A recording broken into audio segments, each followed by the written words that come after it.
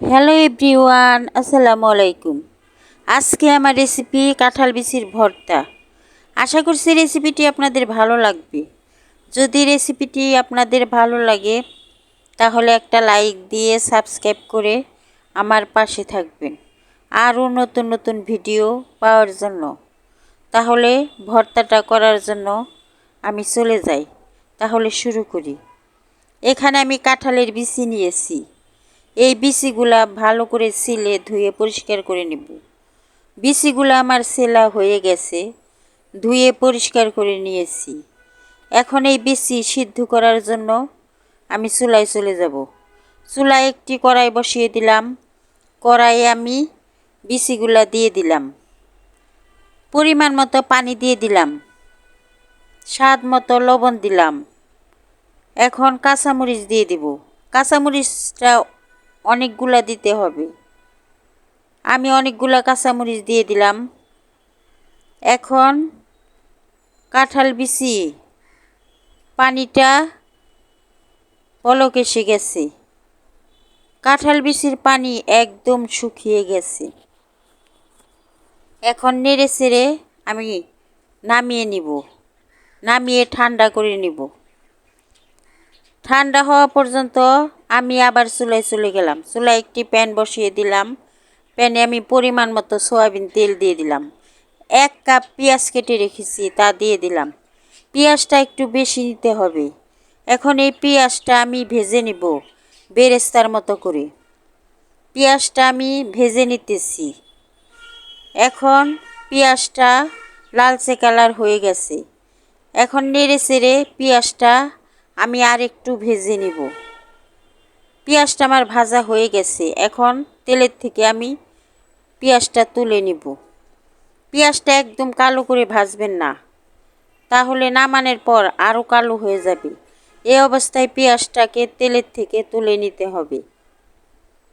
এখন সবগুলা পেঁয়াজই আমার তোলা হয়ে গেছে। এখন দেখেন পেঁয়াজটা আমার বেরেস্তার মতো করে নামিয়ে নিলাম। কাঁঠাল বিচিটা ঠান্ডা হয়ে গেছে। একটা ব্লেন্ডারের জার নিয়ে নিলাম। এখন বিচিগুলা জারের মধ্যে দিয়ে দিলাম। এখন বিচিগুলা আমি ব্লেন্ড করে নিব। আপনারা চাইলে পাটায় বেটেও ভর্তাটা করতে পারেন, কিন্তু আমি ব্লেন্ডারে ব্লেন্ড করে ভর্তা করে নিব। বিচিগুলা ব্লেন্ড করা হয়ে গেছে। এখন ব্লেন্ড থেকে নামিয়ে যে পেঁয়াজটা আমি ভেজে রেখেছি তার মধ্যে নিয়ে নিব। সবগুলা বিচি আমি এইভাবে ব্লেন্ড করে নিলাম।